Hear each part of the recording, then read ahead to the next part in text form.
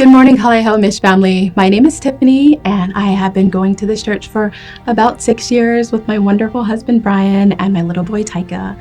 We've been a part of small groups in different seasons, and I would say that during COVID, I found myself shrinking back from really some relationship things, and I'm naturally more of an introvert. I definitely find peace and solace and I'm refreshed by it. And during COVID, when we could be behind screens, it became very comfortable for me to pull back from relationships.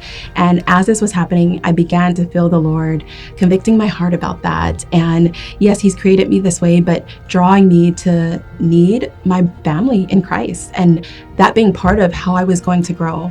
And so around that time, I began to pray about, Lord, what does that look like?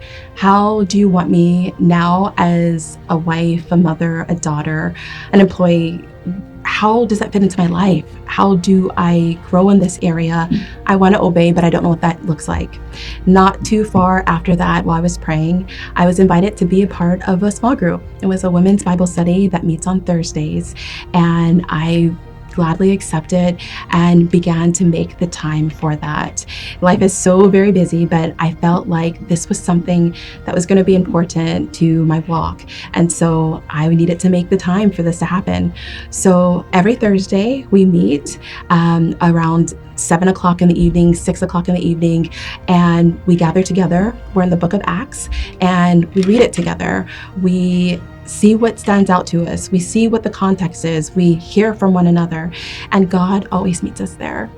The ladies in the group have become my sisters and my friends and my confidants. And whether we are facing just a day that we're just tired and stressed out, or it's a day that we've lost a loved one, or our children are in a tough place, or we don't understand what's going on in our lives, we are able to come together and compassionately meet one another, pray with one another, ask the Lord to help us and to give us direction. And it has been a place of safety, a place that we can be accountable, a place that we can confess, and not in the creepy, scary way of like, I'm confessing all my sins and lashes, but like in a safe place of like, this is really what I'm dealing with and I want to do better, but I'm struggling. And where we can come alongside one another and pray, and excitingly enough, see God, see Him move, see the testimonies, hear and look back about what happened last year and see how different it is this year.